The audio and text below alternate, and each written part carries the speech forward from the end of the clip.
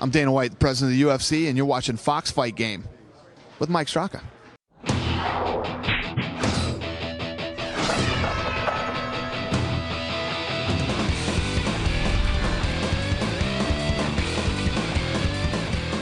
Hey, welcome to Fox Fight Game. I'm Mike Straka, and it's been the weirdest week in mixed martial arts as Josh Barnett tests positive for roids, Kimo Leopoldo rises from the dead, and Affliction closes its promotion shop and rejoins the UFC as a sponsor. All right, let's go right away to Danny Schatz. We got a lot to cover tonight. Danny? Thanks, Mike. Former UFC fighter Kimo Leopoldo rose to prominence at UFC 3 when he wore down the legendary Royce Gracie to the point that the UFC champ could not continue and forfeited his championship belt. Now, more recently, Kimo has been the subject of what he says are malicious rumors about his death. Check it out. I was actually woken up, I don't know, around noonish this morning by my promoter that I was deceased sometime early this morning due to a heart failure of some sort.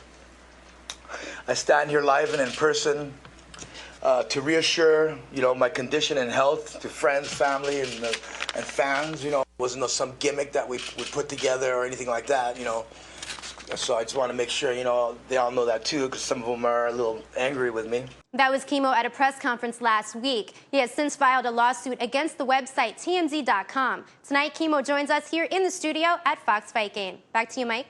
Thanks a lot, Danny. All right, right away, let's go and talk to Kimo Leopoldo, who's on the panel. But first, let's introduce everybody here. Kimo Leopoldo, thanks for joining us. You got Marcus Mira from Cage Fashion, John Moody from Tri-State Fighter. On the birds, we've got Stephen Doniger, who is one of Kimo's lawyers. And, of course, the soap star himself, Donovan Craig, the editor of Fight Magazine. What's up, Donovan? How are you, Mike? I'm doing great, man. All right, Kimo, let's go right to you. What the hell were you thinking last week when all of this stuff hit the internet? You were dead. I didn't get a chance to think. I had my promoter come up to me, wake me up, and said, there's reports of you being deceased due to some kind of heart failure. I didn't know what to think about it right away, until I actually, got home, got on the computer, looked at it. Internet information is not really, something you can really rely on. But, so I didn't really think too much of it at that time. But as the hours progressed and the day went on, a lot of my fans, friends, family called, left messages, and I realized how serious it got. So, we went ahead and made a press conference just to get out there, show people I was okay. Let's go to Doniger out there in L.A. Hey, Stephen, the pending lawsuit with TMZ or against TMZ, is there a case there at all, do you think? There's absolutely a case there. The law is very clear. In a case called Hustler versus Falwell, the U.S. Supreme Court said that malice, to falsely report a story with malice, doesn't require an actual intent to be mean or nefarious, but that it could be that it's republishing a story that they either know to be false or that they're publishing with reckless disregard for whether or not it's true. There's very limited ways in this case to verify that someone is deceased, to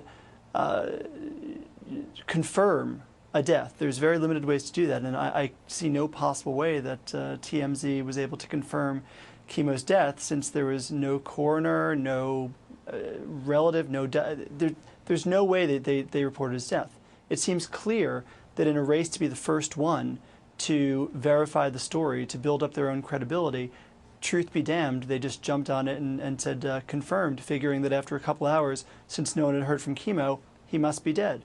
Now, That's Stephen, not okay. Stephen, as it was first reported by a blogger or a chat person on this MMA.TV, which is a forum, do they have any liability here in your eyes? They certainly would. Now, I have to look closer into that case because I understand the blogger has essentially admitted himself that he posts all kinds of nonsense on his page.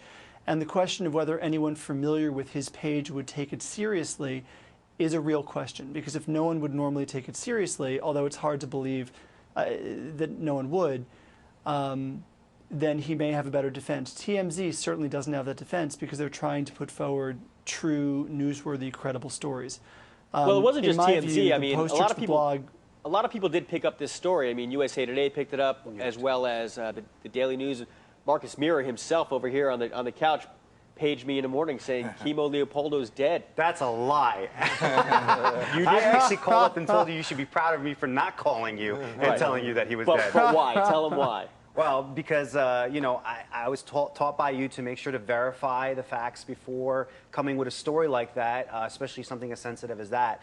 And I kind of smelled that that was not a true story, and I just did not call Mike that day to tell him that, you know, Kimo had passed away. But on the flip side, you got to admit that this has been a big boon to your career and getting your name out there. I mean, minus the fact that I'm sure there was trauma to your children and your family. Yeah. But in terms of getting your name out there, I know you were, you know, you have a suspension in your, you know, in your fight license at this point. So this was get you back into the news and get you back into fighting. That fight suspension or whatever was so long ago. It's non-void, or you know what I'm saying. That's has nothing to do with anything. But like you said, you know, if you're gonna get publicity, you don't want to get publicity about you're dead. Right. You know, I mean, you want to do. If I'm the kind of person who's gonna do something sick and crazy to get publicity. You know, I'm not going to do something. To me, that's weak. Saying somebody's dead and then coming out and appearing you're alive. So, you know, I'm going to have to just disagree with you, bro. Let's go to Donovan Craig out there in Atlanta. Donovan, question for you: how does Fight Magazine, when you heard that this was happening, how do you guys as a Fight Magazine handle it when Kimo Leopoldo is pronounced dead? Well, you know, the thing, it's. We vet any story like that pretty intensely. We pride ourselves on the quality of our journalism, and you know, as we saw with sort of scoops that break on the web, a lot of times you can get things that are, you know, rumor mongering and whatnot that go viral, and then, you know, everybody picks them up, and, you know, then something like happens in this occurrence, goes down, and then you have to go back and backtrack. So, you know, I would rather us somebody else get the scoop and us come in and come behind them than to get burned like this. So. Right. All right, we're going to go to round two in just a second. More with Kimo Leopoldo. Stand by.